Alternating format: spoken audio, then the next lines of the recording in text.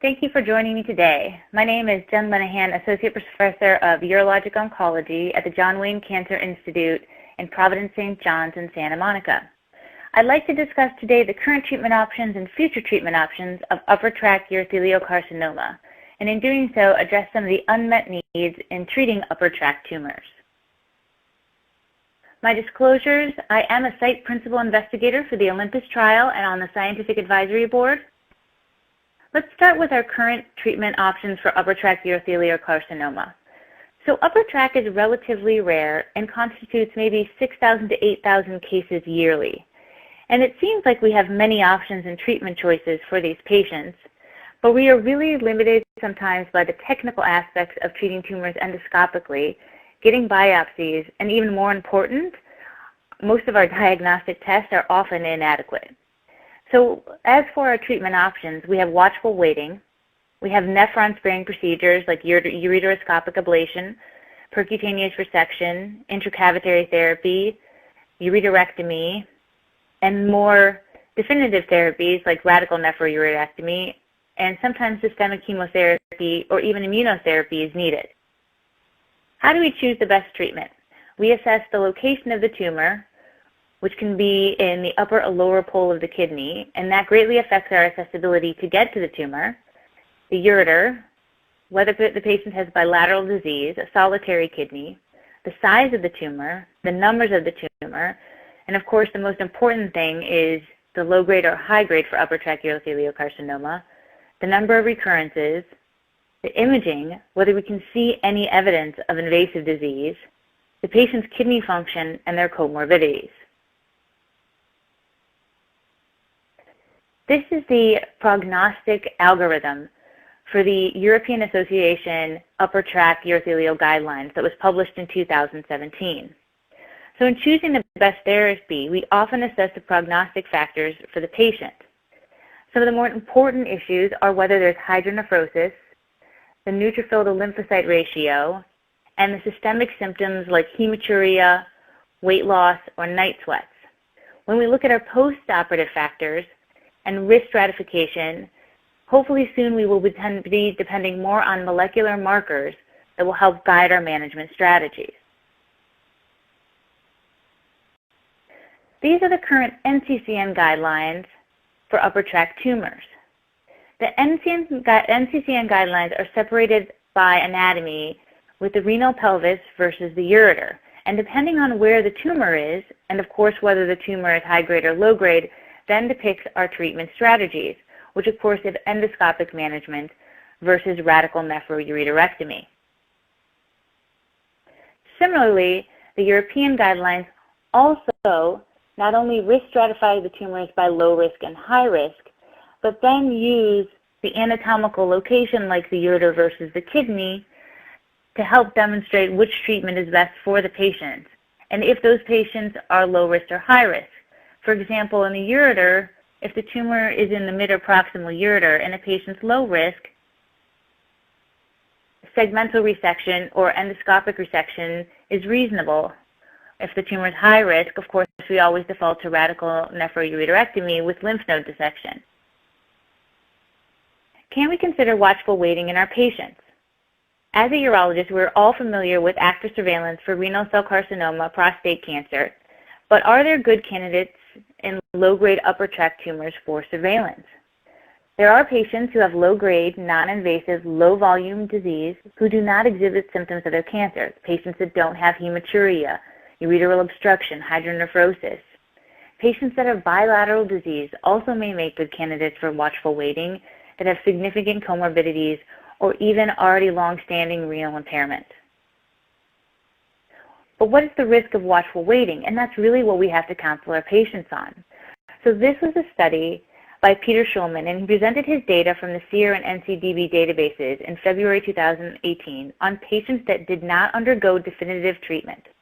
The median overall survival was 1.5 years for high grade and 2.4 years for low grade. And the 3-year disease-specific survival was 82% for low grade and 65% for high grade. So if you wanted to consider watchful waiting in a patient and conservative management, you would essentially have to counsel those patients that the risk of cancer death in 3 years is about 25% based on this study.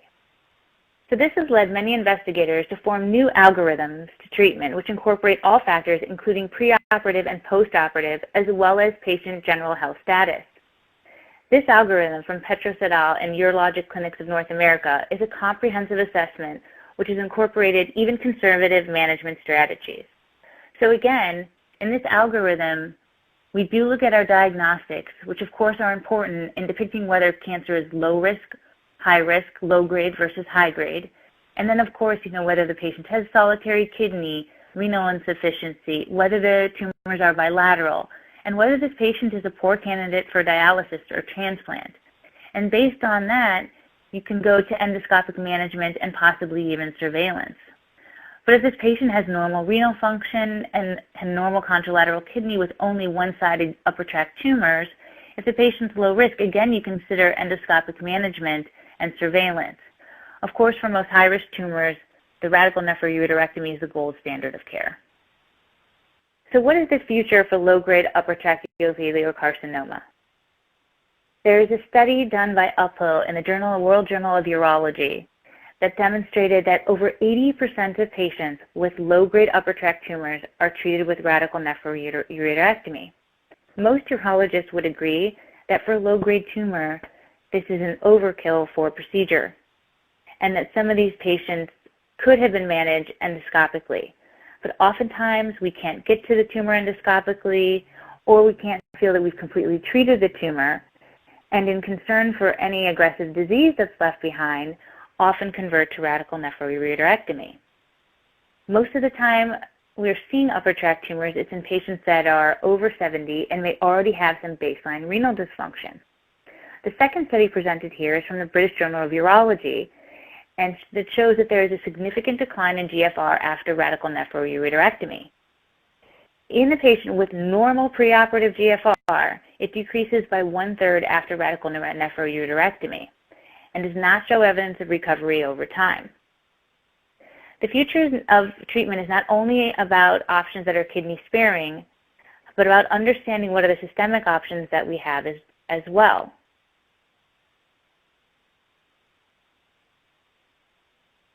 So if we're going to consider minimally invasive treatment and nephron-sparing treatment for upper tract tumors, we often will do ureteroscopic or percutaneous management of upper tract tumors. So this is a study from GAU that actually compared ureteroscopic versus percutaneous management of upper tract tumors. In patients with grade 1 or low-grade disease, the 5-year disease-specific survival was equivalent to radical nephroureterectomy in well-selected patients. Renal preservation is expected with only about 20% of the patients actually needing to have radical nephroureterectomy. As you can see here, if you look at just ureteroscopic versus percutaneous management, the overall survival with ureteroscopic management is 72%, with percutaneous is 79%, and the 5-year overall survival is 57 to 75%. If you look at the disease-specific survival of ureteroscopic versus percutaneous management, it's 91 versus 89%. But this study does show that renal preservation is a possibility.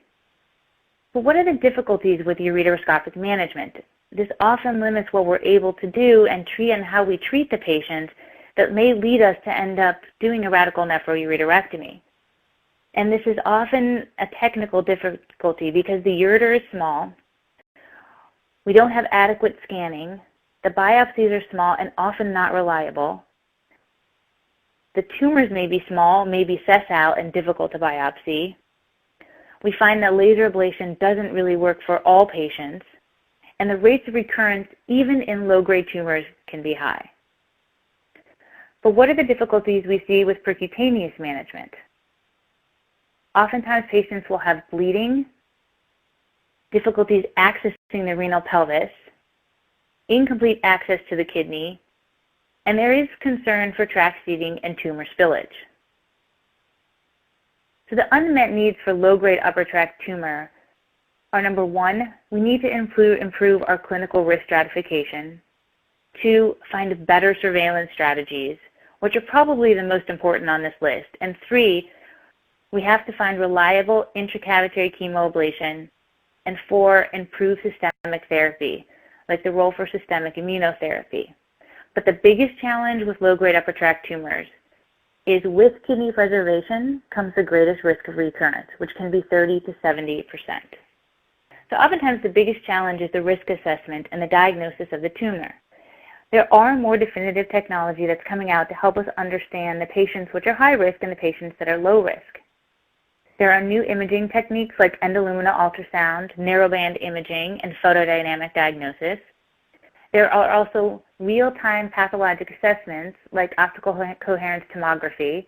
As you can see here, this is an image of optical coherence tomography. This is actually in a kidney, and this is urothelial carcinoma seen within the kidney here, and then its pathologic assessment, as well as confocal laser endomicroscopy. I hope in the next few years we'll have better urinary biomarkers and molecular markers, including cell-free DNA, and also microsatellite instability testing as well.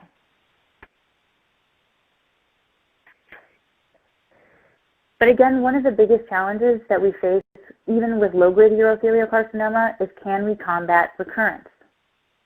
Now in bladder cancer, when we have patients with low-grade recurrence, we'll often use topical therapies like mitomycin, gemcitabine, immunotherapies like BCG.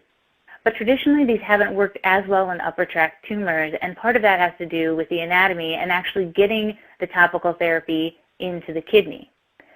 So this is a study out of the World Journal of Urology on salvage topical therapy for upper tract tumors.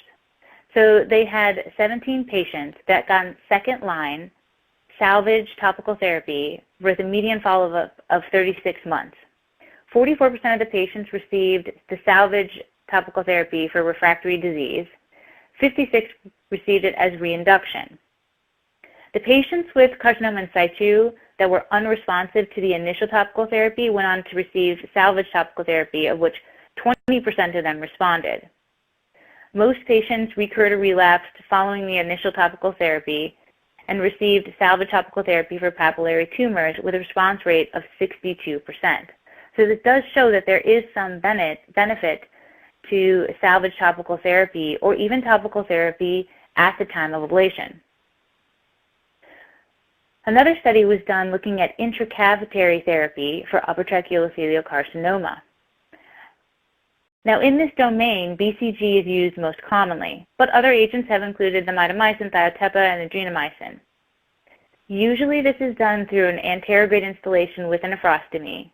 And for those patients with CIS that had BCG treatment, there were 50 to 100% response rates, but the recurrence is not rare in this population. So this past May, UroGen updated its CR and durability data for topical therapy and chemoablation to combat recurrence. They had 71 patients in the study who had 6 weeks of UGN 101 installation. The CR was 59%, with a durability of 85% at 6 months. And most of these were in patients who had endoscopically unresectable tumors. So I think as this technology advances, our ability to treat upper tract tumors, especially low-grade upper tract tumors, and continue in kidney-sparing procedures will enhance. Thank you very much.